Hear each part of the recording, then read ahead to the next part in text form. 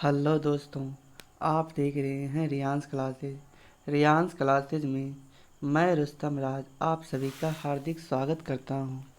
मैं आज आपके लिए 10 अप्रैल 2024 का करंट अफेयर्स लाया हूं, जो आपके आने वाले सभी प्रतियोगी परीक्षाओं के लिए लाभदायक होगा। देखते हैं पहला क्वेश्चन। हाल ही में भारत सरकार ने किस देश में स्थित सिटवे बंदरगाह के परिचालन अधिकार हासिल किए हैं? आपके ऑप्शन है मालदीव, श्रीलंका, म्यांमार या बांग्लादेश। ठीक है ना। तो एक प्रोजेक्ट भारत सरकार ने शुरू किया है। ठीक है ना। प्रोजेक्ट का नाम है Kaladan Kaladan multi modal project. ठीक है ना। ये किसके किसके बीच में शुरू किया गया है? तो भारत और म्यांमार के बीच में यह शुरू किया गया। ठीक है ना। इसके जो है इसको कनेक्टिविटी को बेहतर करने के लिए इसको जारी किया गया है। ठीक है ना। यह कहाँ से शुरू हुआ है? तो यह नॉर्थ ईस्ट इंडिया में शुरू हुआ है। कहाँ से कहाँ तक होगा? तो ये कोलकाता से स्टार्ट होगा और म्यांमार के रखाइन प्रांत सिटवे बंदरगाह तक ये जाएगा। ठीक है ना। इसके ऊपर इसके अंदर समुद्री समुद्र भी आएगा। इस प्रोजेक्ट के तहत समुद्र, नदी, हाईवे सभी ये आने वाला है। ठीक है ना। अगर आपसे पूछे कि यह सिटवे बंदरगाह के परिचालन और अधिकार किसके पास है, तो भारत के पास है। इसकी कंपनी कौन है? तो आईपीजीएल इसकी कंपनी है। आईपीजीएल का फुल फॉर्म क्या होता है? आईपीजीएल का फुल फॉर्म होता है आई से इंडियन, पी से होता है port global limited. Indian port global limited इसका फुल फॉर्म होता है। ठीक है ना। अगर आपसे पूछे कि इस प्रोजेक्ट का उद्देश्य क्या है, तो इस प्रोजेक्ट का उद्देश्य है नॉर्थ ईस्ट इंडिया को शेष भारत से जोड़ना, इसका उद्देश्य है। ठीक है ना। यहाँ देखते हैं ये जो बंदरगाह है यह दूसरा बंदरगाह है। ठीक है ना। भारत के बाहर यह दूसरा बंदरगाह है। अगर आपसे पूछे कि पहला बंदरगाह कौन है जो भारत के बाहर है, तो ये चाबहार बंदरगाह जो भारत के बाहर है। कहाँ है? तो ये ईरान के अंदर है। ठीक है ना। आगे देखते हैं। अब एक नज़र देख लेते हैं म्यांमार का परिचय के बारे में। ठीक है ना। तो म्यांमार का पुराना नाम क्या है? तो पुराना नाम बर्मा है। म्यांमार का पुराना नाम बर्मा है। इसकी राजधानी क्या थी? तो रंगून इसकी राजधानी थी। और अब भी वर्तमान में राजधानी क्या है? तो ना पीता इसकी वर्तमान राजधानी है। ठीक है ना। यहाँ की मुद्रा क्या है?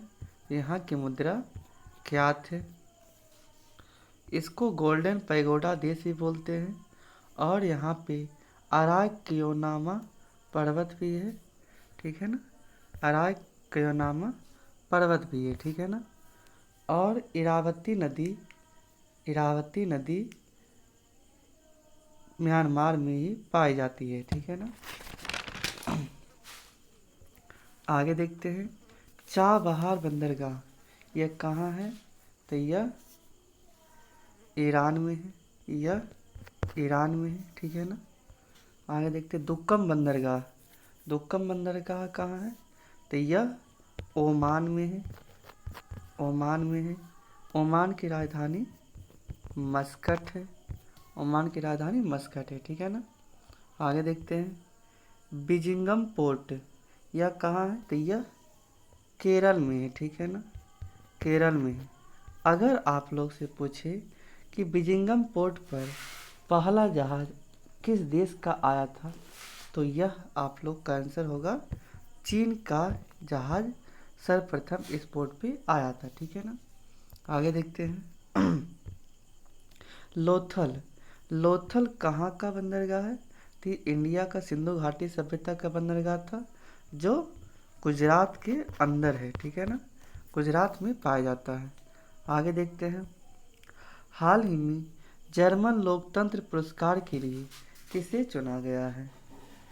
आपके ऑप्शन मिशेल टेलाग्रैंड, योलिया नवल नाया, वेलेरी एडम्स, रिकेन यामामोटा। ठीक है ना। तो यहाँ देखते हैं, ये जो जर्मन लोकतंत्र पुरस्कार है यह किसको मिला है? तो ये मिला है योलिया नवल नाया को मिला है। ठीक है ना। ये किसकी वाइफ है? तो ये एलेक्सी नवलेनी की वाइफ है। ठीक है ना, नवलेनी की वाइफ है। एलेक्सी नवलेनी रूस के विपक्ष कार्यकर्ता थे। ठीक है ना। इनका निधन साइबेरिया के जेल में अभी हाल फिलहाल में 2024 में ही एलेक्सी नेवलेनी का निधन हो चुका है। ठीक है ना। यहाँ देखते हैं कि ये जो योलिया नवलनाया है, इनको यह पुरस्कार किसके लिए मिला है? तो ये मीडिया की स्वतंत्रता के लिए यह पुरस्कार इनको मिला है। ठीक है ना। आगे अदर ऑप्शन है, देखिए रिकेन यामामोटा, तो ये है इनको प्रित्जर पुरस्कार मिला है अभी। ठीक है ना, प्रित्जर पुरस्कार मिला है अभी। और देखते हैं, ये है आपका मिशेल टेलाग्रैंड, ठीक, इनको कौन सा अवार्ड मिला है? तो एबल पुरस्कार एबल पुरस्कार इनको मिला है। यह मैथमेटिक्स का पुरस्कार है। आगे देखते हैं। सरस्वती सम्मान अभी किसे मिला है? तो ये प्रभा वर्मा जी को मिला है। ठीक है ना, प्रभा वर्मा जी को मिला है। इनका संबंध किससे है? तो मलयालम से है।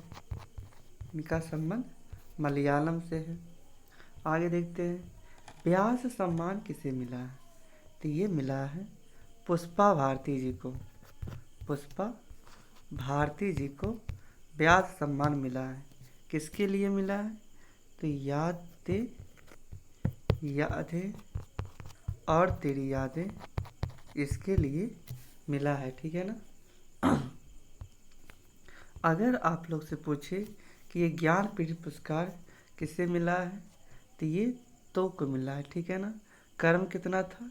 तो 58 ये कर्म था। किसको मिला है? तो जगत गुरु राम भद्राचार्य और गुलजार जी को ये मिला है। ठीक है ना। अगर आप लोग से पूछे कि ज्ञानपीठ पुरस्कार का इनामी राशि क्या है, इनामी राशि क्या है, तो आप लोग इसका आंसर बताइए। इसका आंसर इनामी राशि 11 लाख रुपया ज्ञानपीठ पुरस्कार में मिलता है। ठीक है ना। आगे देखते हैं, साहित्य अकादमी पुरस्कार ये किसे मिला है? ये हिंदी भाषा में दिया जाता है। हिंदी भाषा में दिया जाता है। ठीक है ना। किसके लिए किनको मिला है? तो संजीव जी को मिला है। संजीव जी को मिला है। किसके लिए मिला है? तो मुझे पहचानों के लिए मिला है। ठीक है ना। और संजीव जी किस स्टेट से रिलेशन रखते हैं? तो ये उत्तर प्रदेश से रखते हैं। आगे देखते हैं, हाल ही में पहली बार सुप्रीम कोर्ट ने संविधान के किस अनुच्छेद के तहत जलवायु परिवर्तन के प्रतिकूल प्रभावों से मुक्त होने के अधिकार को मान्यता दी है? आपके ऑप्शन है आर्टिकल 14, आर्टिकल 21, आर्टिकल 48 का ए होगा। ठीक है ना। यहाँ पे आप लोग लिखिएगा 48 का ए या ए और बी दोनों। ठीक है ना। यहाँ जो देखते हैं आर्टिकल 14 जो है यह विधि किस शासन इसके आता है, और आर्टिकल 21 है जीवन जीने का अधिकार इसमें दिया गया है। ठीक है ना। इसमें जो सुप्रीम कोर्ट की न्यायाधीश की बैठक हुई, तीनों न्यायाधीश की बैठक हुई थी, उसके तहत इसे मुख्य न्यायाधीश DY चंद्रचूड़ भी भाग लिए थे, ठीक है ना। उसमें जलवायु परिवर्तन किसे कहते हैं, तो पृथ्वी के तापमान में लगातार वृद्धि को जलवायु परिवर्तन कहते हैं। इसके प्रतिकूल प्रभाव से मुक्त होने का अधिकार भारत के नागरिकों के पास था। इसका जिक्र कहाँ गया है, कहाँ किया गया है, तो आर्टिकल 14 और आर्टिकल 21 में किया गया है, ठीक है ना। आंसर आपका क्या होगा, ए और बी दोनों हुआ, ठीक है ना। यहाँ देखते हैं जो आर्टिकल 21 है, इसको देखते हैं कि ये क्या है। तो ये आर्टिकल 121 को ए में कैसे कन्वर्ट हुआ, तो ये 86वां संविधान संशोधन जो था, 86वां संविधान संशोधन के तहत इसको शिक्षा का अधिकार मिला था, ठीक है ना। इसको निजता का अधिकार भी कहा जाता है, ठीक है ना। आगे देखते हैं नवतेज कौर केस, इसमें यह कहा गया है कि समलैंगिकता अपराध नहीं है, इसी केस में कहा गया था, ठीक है ना। आगे देखते हैं पुट्टा स्वामी केस, इसके तहत right to privacy is a fundamental rights, इसके अंदर ये कहा गया है right to privacy is a fundamental rights, इस केस के अंदर कहा गया है। आगे देखते हैं केशवानंद भारती केस, यह केस 24 अप्रैल 1973 ईस्वी में हुआ था, ठीक है ना। इसके अंदर प्रस्तावना संविधान का अंग है, ये बताया गया है, और इसके अंदर यह बताया गया है कि संविधान का मूल ढांचा में संविधान संशोधन नहीं होगा, इस केस के अंदर कहा गया, ठीक है ना। आगे देखते हैं मिनर्वा मिल्स मामला, यह 1980 ईस्वी में हुआ था। इस केस में सुप्रीम कोर्ट ने कहा कि फंडामेंटल राइट्स और DPSP दोनों बराबर हैं, ठीक है ना। आगे देखते हैं हाल ही में भारतीय सेना ने किस देश में man portable air defence system Igla S का अधिग्रहण किया है, ठीक है। आपके ऑप्शन है रूस, फ्रांस, इजराइल, USA। तो यहाँ देखते हैं ये जो ईगला एस है, यह पोर्टेबल एयर डिफेंस सिस्टम ये किसका है, यह रूस का है, ठीक है ना। लेकिन इसका अधिग्रहण भारत ने किया है, भारत ने इसका अधिग्रहण किया है। इसका यूज कहाँ करेगा भारत, तो बसारोद सिस्टम में इसका यूज होने वाला है। बसारोद क्या है, तो बहुत कम दूरी का एयर डिफेंस सिस्टम है, ठीक है ना। आगे देखते हैं समर क्या है, तो यह भारत का एयर डिफेंस सिस्टम है, एयर डिफेंस सिस्टम है। इसमें आकाश मिसाइल लगी हुई है। समर जो है सतह से हवा में वार करने वाला मिसाइल है, ठीक है ना। आगे देखते हैं वसारोद जो है बहुत कम दूरी का एयर डिफेंस सिस्टम है, ठीक है ना, बहुत कम दूरी का एयर डिफेंस सिस्टम है। आगे देखते हैं S-400, इसको ट्रायम्फ भी कहते हैं, यह रूस का एयर डिफेंस सिस्टम है। आगे देखते हैं आयरन डोम, यह इजराइल का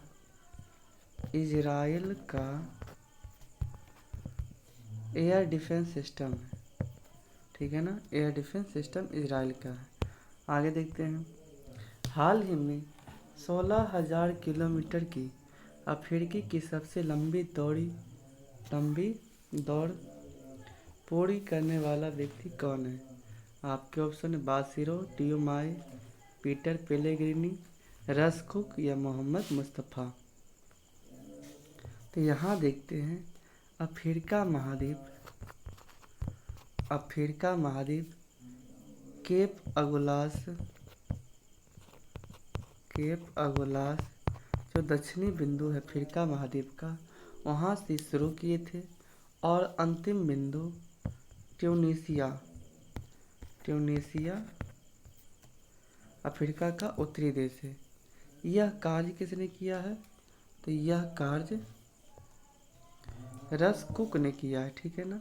मतलब केप अगुलास से शुरू किए थे और अंतिम बिंदु ट्यूनीसिया अफ्रीका का जो उत्तरी देश है वहाँ पे जाके यह ख़त्म किए थे। यह काम करने वाले कौन हुए? तो रस कुक हुए और पहला व्यक्ति है, ऐसा करने वाला पहला व्यक्ति है, ठीक है ना। यह कार्य करने में इनको 1 साल का टाइम लगा, ठीक है ना, 1 साल का टाइम लगा। आगे देखते हैं।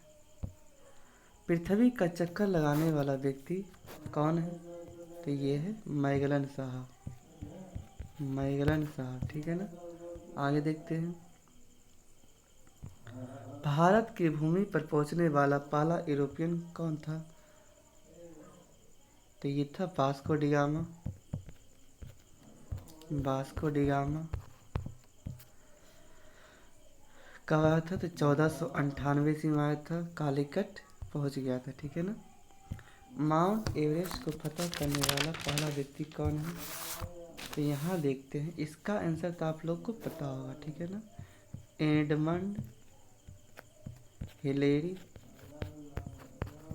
और तेनजिंग नार्गे, ठीक है ना। लेकिन आप लोग को बताना कि डेट क्या था, ठीक है ना। डेट इसका क्या था ये आप लोग को बताना है, ठीक है ना। आगे देखते हैं। दक्षिणी ध्रुव पर पहुंचने वाला पहला व्यक्ति कौन था? दक्षिणी ध्रुव पर पहुंचने वाला पहला व्यक्ति एमुंड सेन था, ठीक है ना, एमुंड सेन था, ठीक है। यहाँ देखते हैं इसका डेट क्या था माउंट एवरेस्ट पर फतह करने वाले व्यक्ति का? तो यह 29 मई 1953 ईस्वी को यह कार्य संपन्न हुआ था। आगे देखते हैं। हाल ही में दुनिया के सबसे बुजुर्ग जीवित पुरुष का गिनीज वर्ल्ड रिकॉर्ड किसने बनाया है? आपके ऑप्शन है डेनियल कन्नमैन, गिसापुरो सोनोबे, जुआन विंसेंट पेरेज या जॉन अल्फ्रेड। तो यहाँ देखते हैं, अभी हाल ही फिलहाल में मात्र 2-4 दिन पहले अभी जुआन विंसेंट पेरेज का मात्र 114 वर्ष की उम्र में निधन हो गया था, ठीक है ना। ये निपट चुके थे, लेकिन उसके बाद रिकॉर्ड बने थे गिसापुरो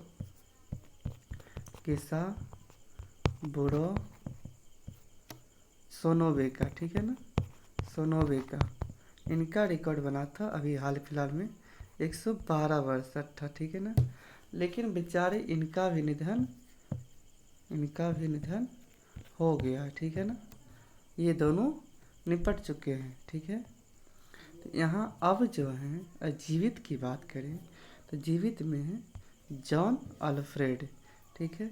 ये मात्र 111 वर्ष के हैं, ठीक है ना, मात्र 111 वर्ष के हैं। यह इनका जन्म कहाँ हुआ है? तो लिवरपूल इंग्लैंड में इनका जन्म हुआ था, ठीक है ना। अगर आपसे बात करें, आपसे पूछे कि पुरुष ज़्यादा जीता है कि महिला ज़्यादा जीती है, तो यहाँ जो है पुरुष का खून चूसने वाली कौन होती है? तो महिला होती है। तो ज़रूरी है कि महिला ज़्यादा जिएगी। तो यहाँ महिला की बात करें तो महिला में सबसे ज़्यादा कौन है? तो मारिया मोरेरा, ठीक है ना, मारिया मोरेरा। इनकी उम्र आप लोग अंदाज लगाइए, तो इनकी उम्र मात्र 117 वर्ष है, ठीक है ना, मात्र 117 वर्ष है। बताओ भाई कि इनके हस्बैंड को क्या लगता होगा कि हम निपट चुके हैं, ये अभी तक जीवित ही है, ठीक है ना। आगे देखते हैं। हाल ही में मोंटे कार्लो मास्टर्स में मुख्य ड्रॉ जीतने वाले पहले भारतीय कौन हैं? आपके ऑप्शन है सुमित नागल, रोहन बोपन्ना, सात्विक साईराज, चिराग शेट्टी। तो यहाँ देखते हैं, ये मोंटे कार्लो मास्टर्स है, यह टेनिस का टूर्नामेंट है, ठीक है ना, टेनिस का टूर्नामेंट है। होस्ट कौन किया है? तो फ्रांस इसका होस्ट करने वाला है। मुख्य ड्रॉ जीतने वाले पहले भारतीय कौन बने हैं? तो सुमित नागल बने हैं, ठीक है ना, सुमित नागल बने हैं। अगर आपसे पूछे कि ये जो रोहन बोपन्ना है, रोहन बोपन्ना है, यह सबसे उम्र दराज ग्रैंड स्लैम जीतने वाले खिलाड़ी हैं, ठीक है ना, सबसे उम्र दराज, मतलब जिस एज में लोग रिटायर होते हैं उस उम्र में यह ग्रैंड स्लैम जीत चुके हैं, ठीक है ना। और यहाँ जो है सात्विक साईराज और चिराग शेट्टी, इनको अभी मेजर ध्यानचंद खेल रत्न पुरस्कार मिला है, ठीक है ना, मेजर ध्यानचंद खेल रत्न पुरस्कार मिला है। आप लोग को बताना है कि मेजर ध्यानचंद खेल रत्न का इनामी राशि क्या है, ठीक है ना। आगे बढ़ते हैं। टेनिस हॉल ऑफ फेम में शामिल खिलाड़ी कौन है? तो 2 खिलाड़ी शामिल हुए, ठीक है ना, एक है लिएंडर पेस, लिएंडर पेस, और एक है विजय अमृतराज, विजय अमृतराज, ठीक है ना। आगे देखते हैं, ग्रैंड स्लैम विजेता सबसे उम्रदराज खिलाड़ी कौन है? इसका आंसर तो आप लोग को पता ही है, ठीक है ना, इसका आंसर आप लोग को पता ही है, रोहन बोपन्ना जी, ठीक है ना। आगे बढ़ते हैं। सर्वाधिक ग्रैंड स्लैम किसने जीता है?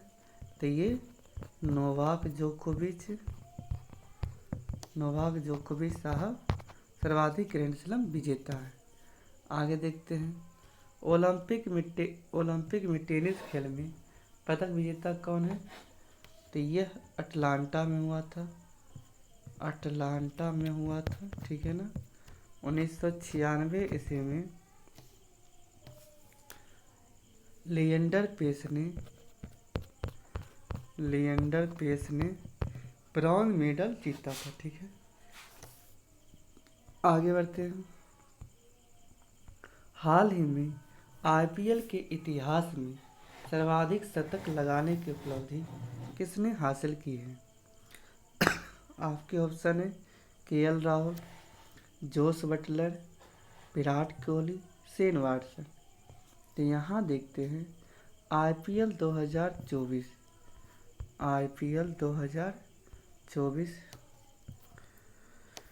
में सर्वाधिक रन और सर्वाधिक शतक किसके नाम पे है? तो ये हमारे चिक्कू भाई विराट कोहली के नाम पे है, ठीक है ना। सर्वाधिक रन इनका रन 12,000 रन प्लस हो चुका है, और ये 8 शतक बनाने वाले खिलाड़ी बन चुके हैं, ठीक है ना। 8वां शतक कहाँ बनाए थे? तो सवाई मानसिंह स्टेडियम में यह सेंचुरी राजस्थान के विरुद्ध में लगाया था। ये अलग बात है कि इस सेंचुरी के बाद उनका ट्रोल होना पड़ा था, क्योंकि यह शतक बहुत ही धीमा लगाया गया था, ठीक है ना, आईपीएल के इतिहास में धीमा शतक लगाया था। लेकिन क्या फ़र्क पड़ता है, यहाँ जो यह काम कर चुके हैं उतना तक जाने में आदमी को सोचना पड़ेगा।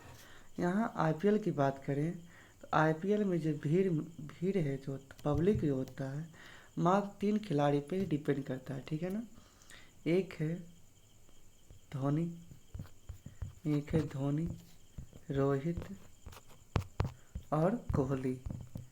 इन तीनों खिलाड़ी को ही देखने के लिए पब्लिक वहाँ जाती है।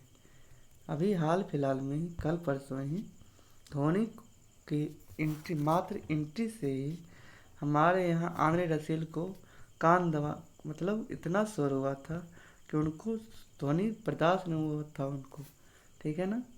यहाँ आगे देखते हैं, आईपीएल का पहली बार विजेता कौन है? तो ये राजस्थान था।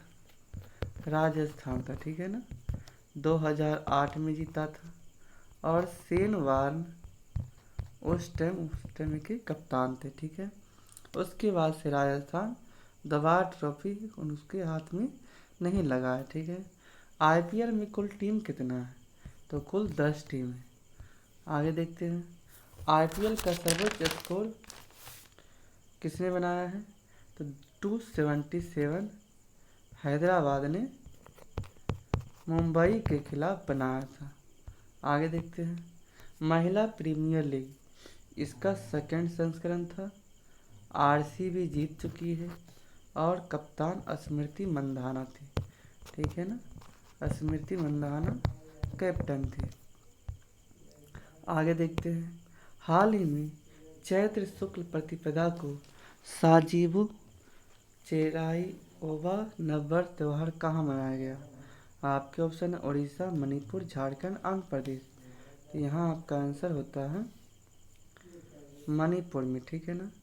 मणिपुर में लोकटक झील है और यहाँ संघाई हिरन पाया जाता है।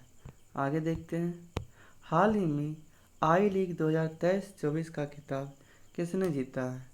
आपके ऑप्शन है Kolkata Mohammedan sporting, Shillong Lajong club, real Kashmir या इनमें से कोई नहीं। तो यहाँ आपका आंसर होता है कोलकाता मोहम्मडन स्पोर्टिंग, ठीक है ना। अगर वीडियो अच्छी लगे तो वीडियो को लाइक, चैनल को सब्सक्राइब और ज़्यादा से ज़्यादा अपने दोस्तों के पास शेयर करें ताकि वे सब भी आप सबके अपने चैनल रियांस क्लासेस से जुड़कर लाभ उठा सके। जय हिंद। थैंक यू दोस्तों।